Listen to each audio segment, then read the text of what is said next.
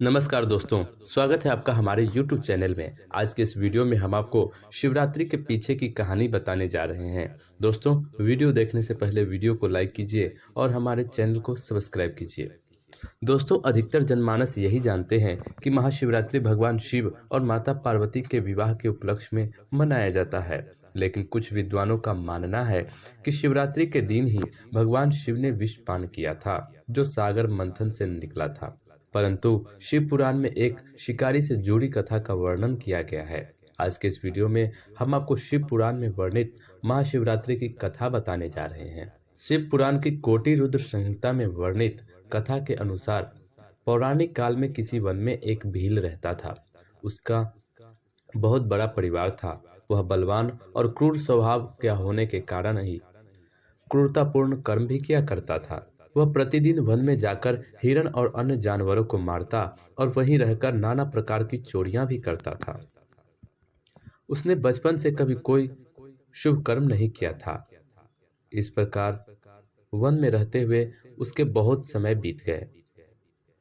एक दिन बड़ी सुंदर एवं शुभ शिवरात्रि आई। वह दुरात्मा घने जंगल में निवास करने वाला था, इसलिए उसे इस व्रत के बारे में पता नहीं था।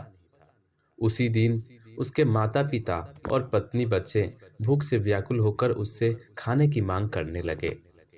बार बार मांग करने पर वह तुरंत धनुष और बाण लेकर वन में घूमने लगा। पूरे दिन घूमने पर भी उसे कुछ नहीं मिला और सूर्य अस्त हो गया। इससे उसको बड़ा दुख हुआ और वह सोचने लगा कि अब मैं क्या करूं, कहाँ जाऊं? आज तो कुछ नहीं मिला। घर में जो बच्चे हैं, माता पिता हैं, उनका क्या होगा? जो मेरी पत्नी है, उसकी क्या दशा होगी? अतः मुझे कुछ लेकर ही घर जाना चाहिए। ऐसा सोचकर व्याध यानी शिकारी एक जलाशय के समीप पहुंचा और वहां पानी में उतरने का घाट बना था। वहां जाकर खड़ा हो गया। मन ही मन विचार करने लगा कि यहाँ कोई न कोई पानी पीने अवश्य आएगा। उसी को मारकर उसे साथ लेकर प्रसन्नता पूर्वक घर को जाऊंगा। ऐसा निश्चय करके व्याघ्र एक बेल के पेड़ पे चढ़ गया और वहीं जल साथ लेकर बैठ गया। उसके मन में केवल अब यही चिंता थी कि कब कोई चीज आए और तब मैं उसे मारूं। इसी प्रतीक्षा में भूख प्यास से पीड़ित वहां बैठा रहा और जब रात का पहला प्रहर प्रारंभ हुआ तो एक प्यासी हिरनी वहां आई, जिसे देखकर उसे बड़ा हर्ष हुआ। उसने उसे मारने के लिए अपना धनुष पर बाण का संधान लिया।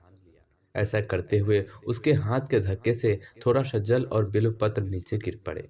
उस पेड़ के नीचे शिवलिंग था, जिसके बारे में व्याध नहीं जानता था। इस तरह उस जल और बिल्वपत्र से शिव के प्रथम प्रहर की पूजा संपन्न हो गई। उस पूजा के माध्यम से उस व्याध का बहुत सारा पाप तत्काल नष्ट हो गया। उधर वहां होने वाली खड़खड़ाहट की आवाज को सुनकर हिरनी भय से ऊपर की ओर देखा। व्याध को देखते ही वह व्याकुल हो गई और बोली, व्याध, तुम क्या करना चाहते हो? मेरे सामने सच सच बताओ। हिरनी की बात सुनकर व्याध ने कहा, आज मेरे परिवार के लोग भूखे हैं, अतः तुम्हें मारकर उनकी भूख मिटाऊंगा। व्याध की बात सुनकर हिरनी सोचने लगी, अब मैं क्या करूं, कहाँ जाऊं? अच्छा, कोई उपाय सोचती हूँ। ऐसा सोचकर हिरनी बोली, व्याध, मेरे मारने से तुमको सुख होगा। इस अनर्थकारी शरीर के लिए इससे अधिक महान पुण्य का कार्य और क्या हो सकता है? उपकार करने वाले प्राणी को इस लोक में जो पुण्य होता है, उसका 100 वर्षों में भी वर्णन नहीं किया जा सकता। परंतु इस समय मेरे बच्चे आश्रम में है, मैं उन्हें अपनी बहन अथवा स्वामी को सौंप कर लौट आऊंगी। व्याध, तुम मेरी बात को मिथ्या ना समझो। मैं फिर तुम्हारे पास लौट आऊंगी, क्योंकि सत्य से ही धरती टिकी हुई है, सत्य से ही समुद्र अपनी मर्यादा में स्थित है और सत्य से ही झरनों से जल की धाराएं बहती है। सत्य ही सब कुछ स्थित है। हिरनी के ऐसा कहने पर व्याध उसकी बातें नहीं मानी। तब एकदम भयभीत होकर हिरनी बोली, व्याध सुनो, मैं तुम्हारे सामने ऐसी शपथ खाती हूँ जिससे मैं तुम्हारे पास अवश्य लौट आऊंगी। ब्राह्मण यदि वेद बेचे और तीनों काल संध्या वंदन ना करे तो उसे जो पाप लगता है, पति की आज्ञा का पालन न करके स्त्रियों को जिस पाप की प्राप्ति होती है, किए हुए उपकार को न मानने वाले, भगवान शंकर से विमुख रहने वाले तथा विश्वासघात और छल करने वाले लोगों को जो पाप लगता है, उस पाप से मैं भी लुप्त हो जाऊं, यदि लौट कर न आऊं। इस तरह अनेक शपथ खाकर वह चुपचाप खड़ी हो गई। तब व्याध ने उस पर विश्वास करके जाने दिया। वह बोला, अब तुम अपने घर को जाओ। तब वह बड़े हर्ष के साथ पानी पीकर अपने आश्रम में आई। इतने में ही रात का पहला प्रहर बीत गया।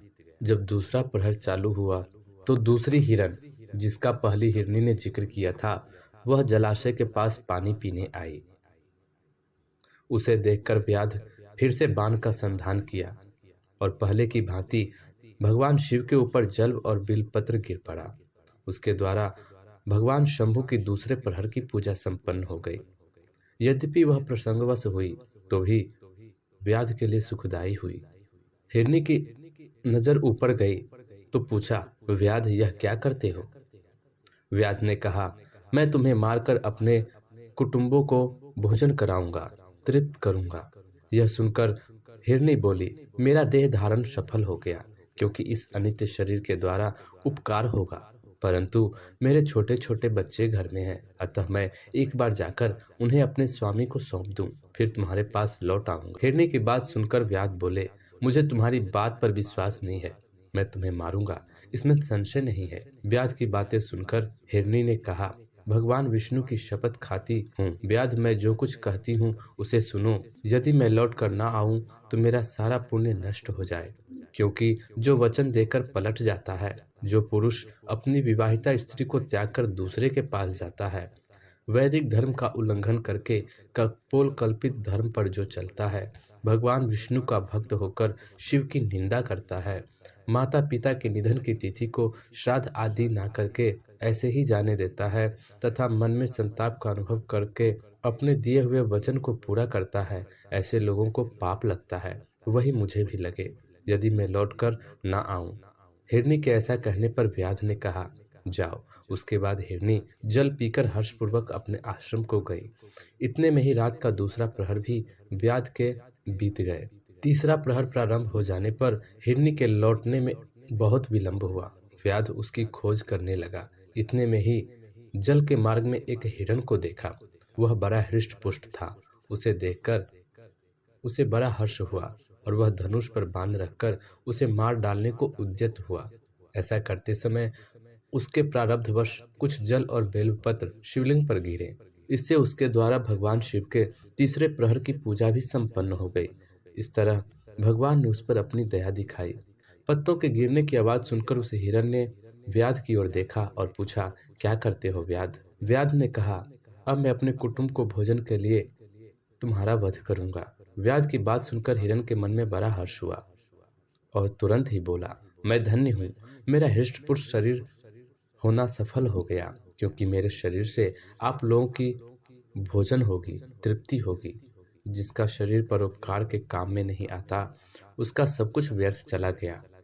जो सामर्थ्य रहते हुए भी किसी का उपकार नहीं करता, उसकी वह सामान अस्त व्यस्त हो जाती है तथा परलोक में नरकगामी होता है। परंतु एक बार मुझे जाने दो, मैं अपने बालकों को उनकी माता के हाथों में सौंपकर और उन सबको धीरज बंधाकर तुरंत लौट आऊंगा। ऐसा कहने पर व्याध मन ही मन बड़ा विस्मित हुआ। उसका हृदय शुद्ध हो गया था और उसके सारे पाप नष्ट हो चुके थे। उसने कहा, जो हिरनी यहाँ आए थे वे सब तुम्हारी तरह बातें बनाकर चले गए, परंतु अभी तक नहीं लौटे। हिरन, तुम भी इस समय संकट में हो, इसलिए झूठ बोलकर चले जाओगे, फिर मेरा जीवन निर्वाह कैसे होगा? व्याध की बात सुनकर हिरन बोले, व्याध मैं जो कुछ कहता हूँ सो सुनो। मुझ में असत्य नहीं है, सारा जग सत्य से ही टिका हुआ है। जिसकी वाणी झूठी होती है उसका पुण्य उसी समय नष्ट हो जाता है। तथापि व्याध, तुम मेरी सच्ची प्रतिज्ञा सुनो। संध्या काल में मैथुन तथा शिवरात्रि के दिन पूजन न करने से जो पाप लगती है, झूठी गवाही देने से, धन हड़प लेने से तथा संध्या ना करने से द्विज को जो पाप होता है, वही पाप मुझे भी लगे यदि मैं लौट कर न आऊं। जिसके मुख से कभी भगवान शिव का नाम नहीं निकलता, जो सामने आते रहते हुए दूसरों पर उपकार नहीं करता, पर्व के दिन श्रीफल तोड़ता, अभक्ष्य भक्षण करता तथा शिव की पूजा किए बिना और भस्म लगाए बिना भोजन कर लेता है, इन सब का पाप मुझे लगे यदि मैं लौट कर ना आऊं। उसकी बात सुनकर व्याध ने कहा, जाओ शीघ्र लौटना। ऐसा कहने से हिरण पानी पीकर चला गया।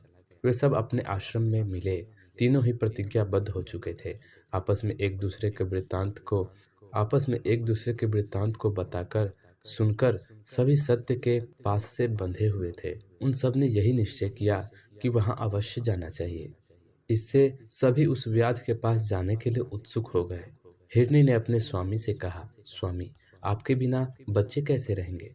प्रभु, मैंने वहां पहले जाकर प्रतिज्ञा की थी, इसलिए मुझे जाना चाहिए। उनकी बातें सुनकर छोटी बहन ने कहा, मैं तुम्हारी सेविका हूँ, इसलिए मुझे वहां जाना चाहिए। तब हिरन बोला, मैं वहां जाता हूँ।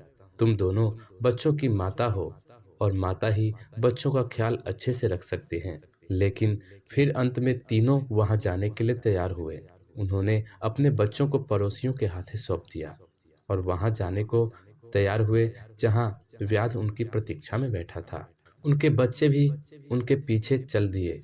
उन्होंने निश्चय कर लिया था कि माता पिता की जो गति होगी वही हमारी भी हो। उन सबको एक साथ आया हुआ देखकर व्याध को बड़ा हर्ष हुआ। उसने धनुष पर बांध रखा। उस समय पूरा जल और बिल्वपत्र शिव के ऊपर गिर पड़े। इससे शिव के चौथे प्रहर की पूजा संपन्न हो गई। उसी समय व्याध का सारा पाप तत्काल भस्म हो गया। इतने में ही दोनों हिरनियों और हिरन बोल उठे, हे व्याध शिरोमणि, शीघ्र कृपा करके हमारे शरीर को सार्थक करो। उनकी यह बात सुनकर व्याध को बड़ा विस्मय हुआ। शिव पूजा के प्रभाव से उसको दुर्लभ ज्ञान प्राप्त हो गया था। उसने सोचा, यह हिरण या हीन पशु होने पर भी धन्य है, जिन्होंने अपने शरीर से परोपकार करना चाहते हैं। लेकिन धिक्कार है मेरे जीवन को कि मैं अनेक प्रकार के कुकृत्यों से अपने परिवार का पालन करता रहा। अब उसने अपने बाण को रोक लिए और उन सबको कहा, धन्य हो, और उन्हें वापस जाने दिया। उसके ऐसा करने पर भगवान शंकर ने प्रसन्न होकर तत्काल उसे अपने दिव्य स्वरूप का दर्शन करवाया तथा उसे सुख समृद्धि का वरदान देकर राजा गुह नाम प्रदान किया। मित्रों, यह वही राजा था जिसके साथ भगवान श्री राम ने मित्रता की थी। मित्रों, महाशिवरात्रि की यह कथा यहीं समाप्त होती है। अगर आपको पसंद आई हो तो इसे लाइक कीजिए, शेयर कीजिए और साथ ही पौराणिक कथाओं के बारे में जानने के लिए हमारे चैनल को सब्सक्राइब कीजिए। वीडियो में लास्ट तक बने रहने के लिए बहुत बहुत शुक्रिया। धन्यवाद।